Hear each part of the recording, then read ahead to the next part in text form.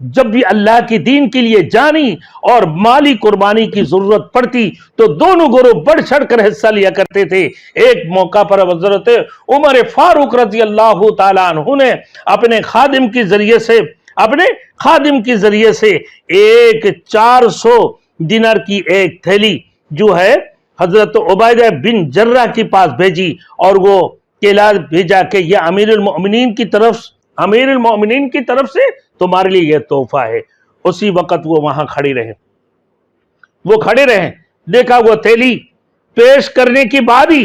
खादिम हजरत उमर फारूक रजी अल्लाह तआला अन्हु के हदिया के मुताबिक थोड़ी देर के लिए वहां ठहर गया। उन्होंने देखा कि उसी वक्त वो गरीबों में तकसीम करना शुरू कर दी है, जो हाजतमंद हैं उन लोगों को तकसीम करना शुरू कर दी, कुछ भी रकम अपने पास नहीं रख के तमाम मोहताजों को तकसीम कर दी।